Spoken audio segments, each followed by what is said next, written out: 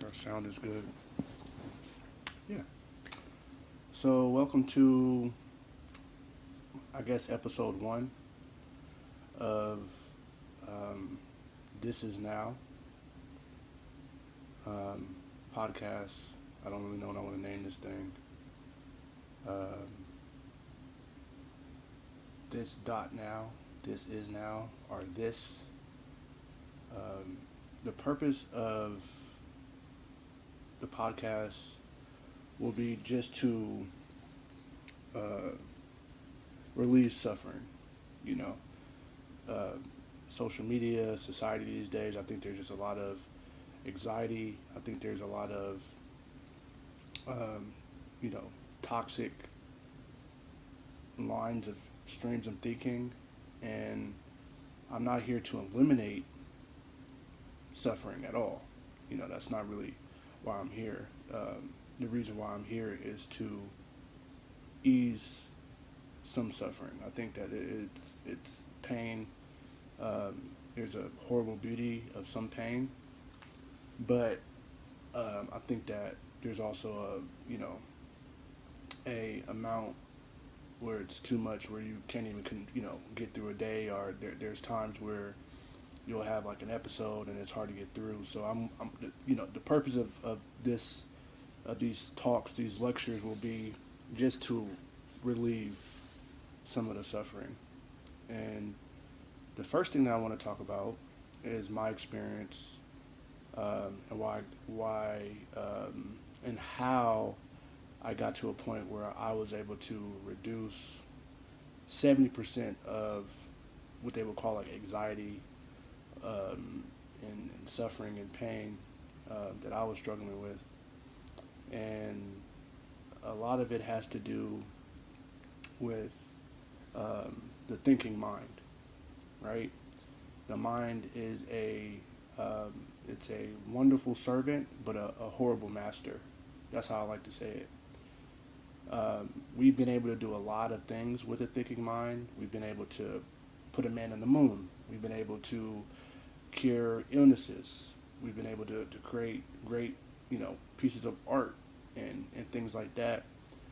But it also causes a lot of damage. It causes anxiety. It causes tremendous amount of heartbreak and pain and war and so much. And I want to talk about my experience with, how my mind caused issues.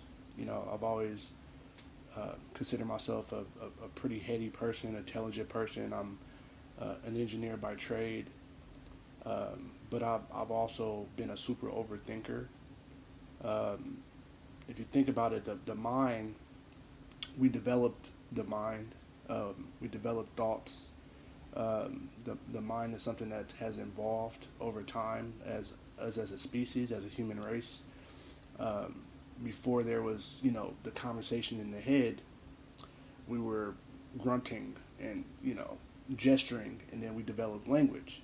And then once we developed language around that same time, we developed the thinking mind, that voice that you have in your head, that conversation that you have when you think about something, when you judge something and interpret something. We developed that, and that allowed for some great things, but it also caused a lot of issues,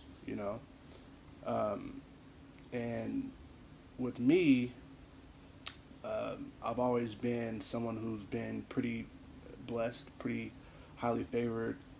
I've always had really good people around me who cared about me, who care about me, but I would always overthink everything. I would overthink my successes. I would overthink my failures, and it doesn't matter. It wouldn't matter what I accomplished, or what I was given, or what I achieved.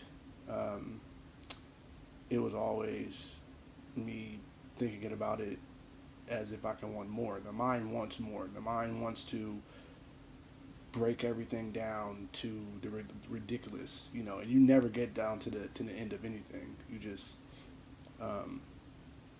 really don't. The mind is always going to have one more question, one more anecdote, one more thought.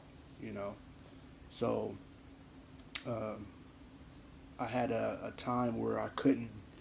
I was sick of myself. It's like I couldn't. I was done with the thoughts. It was like, I guess some people would call that anxiety. I was very anxious. It was nothing was ever good enough, and it caused a lot of suffering and a lot of pain for myself. And if you're suffering, you best believe that the people around you are suffering. You're causing suffering for them as well. So, um, I had a really great life. I have a really great life.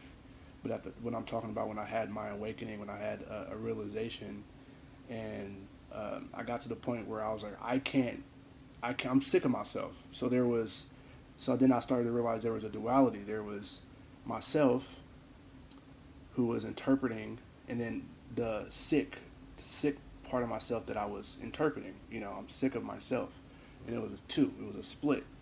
And at that point, I started to think more about that duality and what that actually meant. And I started to step away from the thinking mind. I separated myself from the thinking mind. I am not my thoughts. That was the um, the, the stepping forward for me was I'm no longer going to put myself and identify with all of my thoughts. I'm not going to identify with any of them. I'm not my thoughts. It's just the mind going, and your thoughts are a culmination of your past experiences, your emotions, your projections of the future, and none of it is based in the absolute truth. Really, it's all just mental noise, and that caused so much pain for me to the point where like my ego cracked the shells. Like there was a crack in the foundation that of my somebodyness. I created a somebody over time, and then I cracked the shell of that and started to develop nobodiness. But you have to become somebody before you become nobody. You can't just go straight into nobody training. You have to start off with becoming somebody first, right? That's developing an ego, developing a form of who you are. I developed the form. I'm a, techie, entrepreneur, mover and shaker. And then I started to develop other things that layered on top of that. I'm a dad. I'm a friend. I'm a mentor. I'm a, I'm a mover and shaker in the world. And when I had my awakening moment, I started to sort of disassociate myself with those forms. I became less of someone who was identified with those forms and more of a person that knew I was playing a role, like an actor, you know, and not being so involved in the emotions that I couldn't step away. Like I started to realize I don't have to identify so closely with this thing. I can step away from that, and that actually helped tremendously. That helped a lot.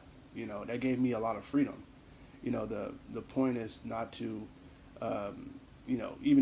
even though I found myself on my on this quest of enlightenment, becoming too holy and too much of a meditator. And the point is not to be a meditator. The point is to be free. Not to be too caught up in the spiritual part, too caught up in the form, like I say. So the things that I was started to do to disassociate with my mind was to one, I would when I would talk to people. Um, in the past, I would talk to people ready to say something, right? Ready to respond with an anecdote, with something intelligent to say or something wise to say. But I started to listen to people and be a space for them to speak, and even listening to the gaps of the conversation, the gaps in their words as they were talking. I would listen for the spaces, and that helped me become more present. And even when I'm listening to nature or when I'm meditating, and sometimes I'm in areas where there's traffic and I'm listening for the gaps of cars going by. These are all things that I started to kind of do to become to get out of my head more into my body. Started to feel the energy field within me. Started to feel how my body felt sitting on things, laying on things. You're always either standing somewhere, sitting on something, laying on something. So that gives you an opportunity to become more present with your body, which gets you out of your mind. And the more you do that, you start to realize how much I started to realize how much I was in my head. I can be somewhere in a wonderful experience, but I was so in my head, so in my mind, thinking about something, playing stuff out, rehearsing stuff, visualizing, and it caused me not to be present. And who wants to live a life when they're not in the present moment? So I want to, I want to stress that the mind is it's something that it's its own entity. You know, it's you are not your mind. You are not your thoughts. Um, the mind is like I said before, it's a wonderful servant, but a horrible master. Um, People who are ultimately creative are people who perform like these miracle acts or these amazing feats. Often the time when people ask them, what was going through your head at that point, and they always say, I wasn't thinking. I was just doing, you know. So, um, you know, people who are ultimately creative, they do so by not thinking about it. They just do. People who are, savants and who've done and do great things, they often don't involve their mind. The mind is good for planning. The mind is good for problem solving. Um, the mind is not good for loving the people around you. If you use your mind, too much when you're with the people around you, with your spouse or your children or your extended family, your mind will recant all the reasons why you shouldn't keep your heart open. You know, the heart will give away the store. Your heart will, if you love someone, uh, you'll here, come into my space. You take my resources if you need them, and then the mind will say, hey, oh, hold on, you can't give away the store. You have insurance. You have this to pay. You have that to pay. So I say use the mind as a servant, but not as a master. And when you're creating, when you're in love, when you're falling in love, yes, use the mind and don't make like reckless, decisions and stuff like that. But be mindful of how much you're using your mind, and put it on the shelf sometimes. I used to have this association with. I used to associate myself with being like highly intelligent, super smart. I was way more into my mind than any other part of my offering as a human form. I only cared about my mind more so than anything. Someone would say, hey, you're you're attractive or you're handsome, and I wouldn't care. If they called me smart or intelligent, I would more so care about that more than anything. And that became like my identity. When I was younger, I read a quote by Bob Marley when I think he said something like my home is in my head, or my home is in my mind, or something like that, and that resonated with me at the time, and that just became like a form that I embodied, always being in my head. But the mind is a it's a place that you shouldn't vacation in your mind. You shouldn't reside in your mind. Um, I've spent years of being a hermit, especially before I was a dad and before I met my partner. And in my single days, I used to spend just time alone and running thought experiments, instead of being out in the world. And I enjoyed that way more than interacting with people, way more than going out in the world and sharing my light. I would be a totally just and just enveloped, just in my mind, just and over time it caused me to for that to be a harder form to break.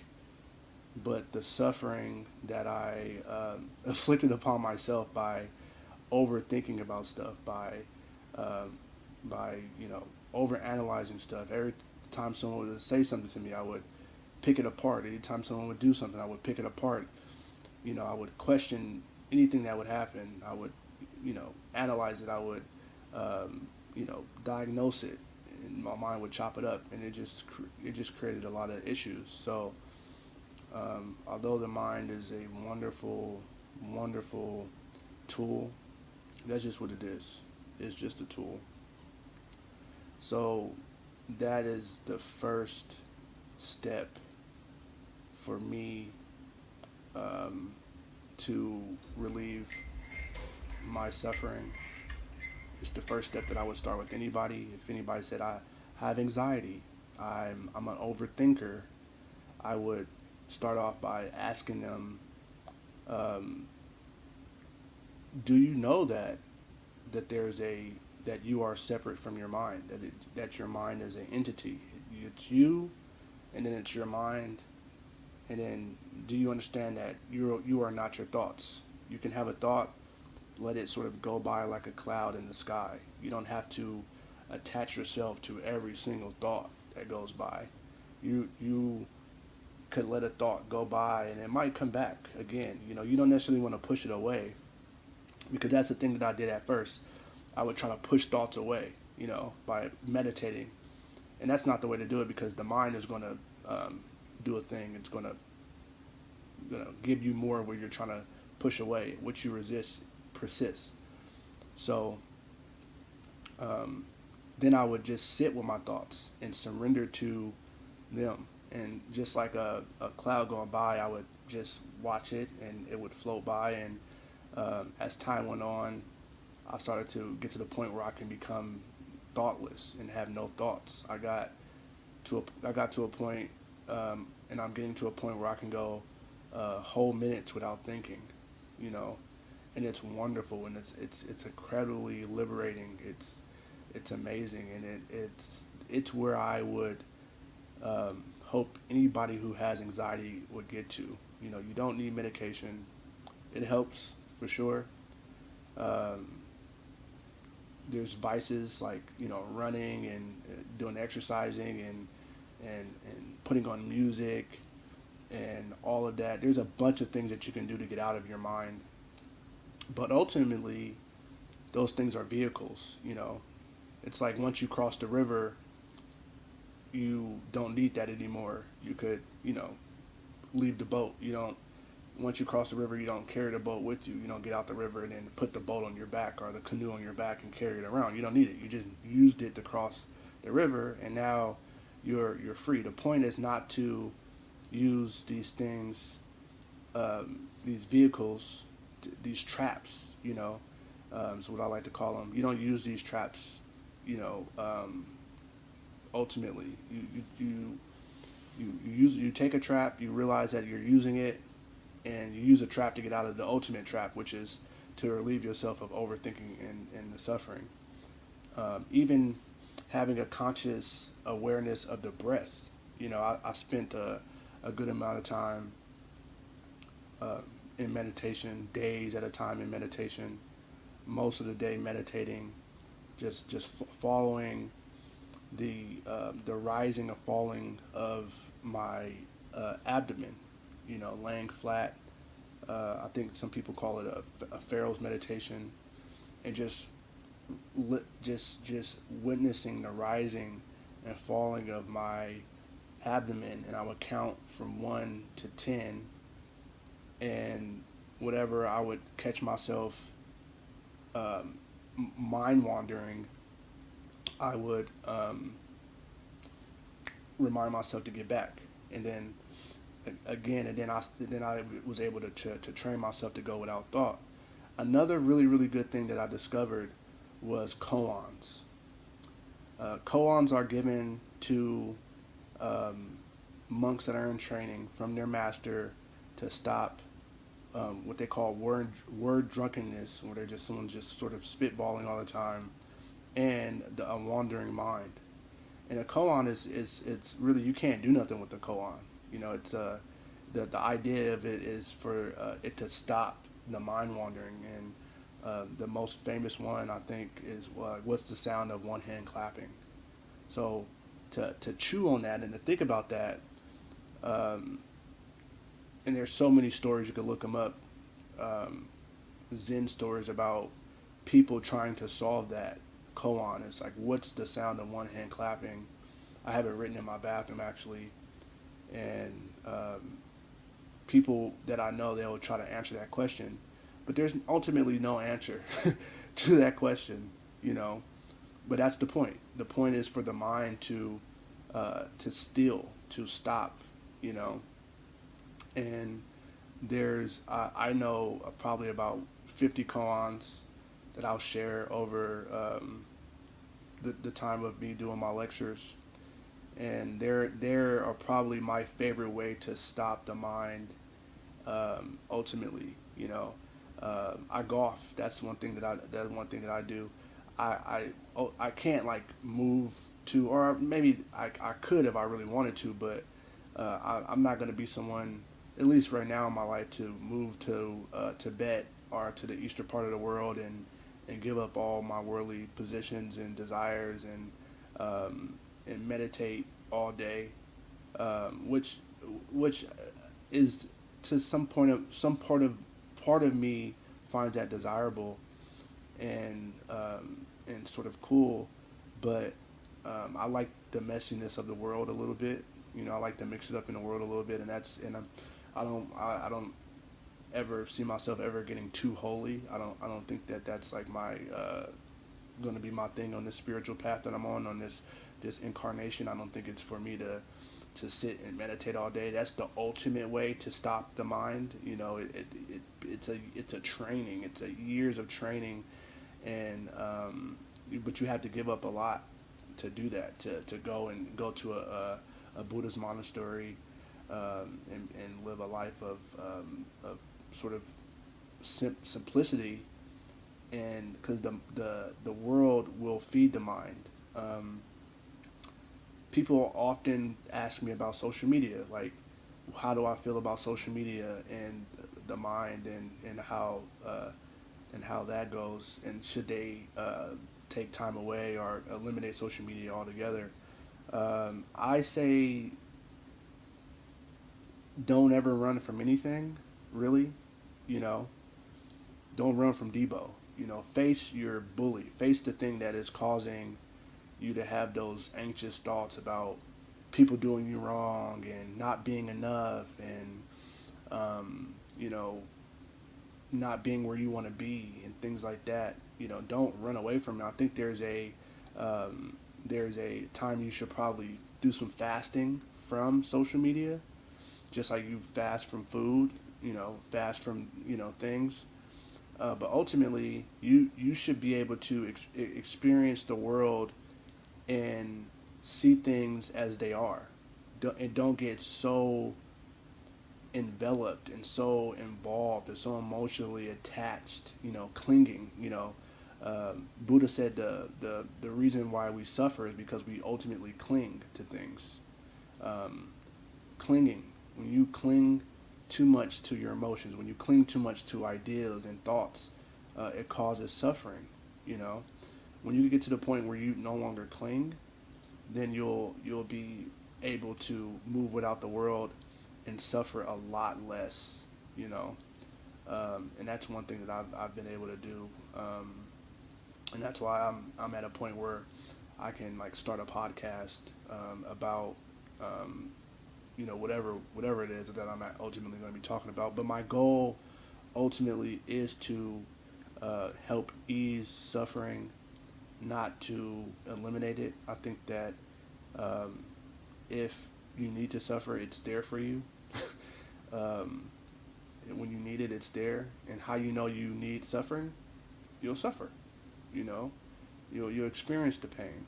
You know, and it comes in a lot of different forms. You know, depending on whatever your dharma, whatever your incarnation is at the moment. It could be your children. It could be your relationship. It could be your career. It could be your body. You know, your body could be taking a toll on you.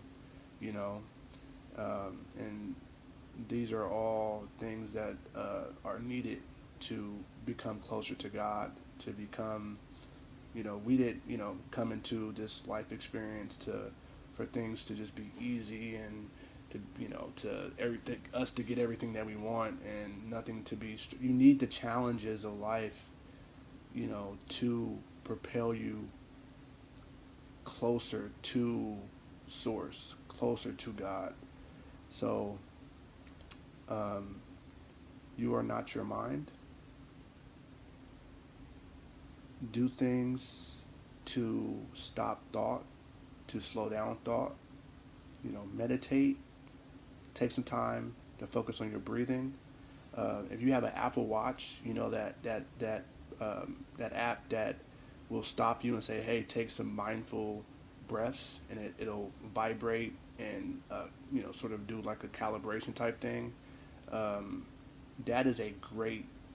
I love. I mean, I love Apple products for a lot of reasons, but that app, that program in there is amazing, and it's great just to take some time to get out of your mind. I think that taking small gaps throughout the day is better than meditating all day. Taking a moment here, focus, doing some mindful breathing, like doing that throughout the day is better than just like sitting and meditating all day. In some ways, I think that it's better. So, I'll throughout the time that I'll be, doing these lectures, I'll talk about a bunch of stuff, but the mind will be a great place to always come back to, and yeah. So, thank you for your time, and God bless.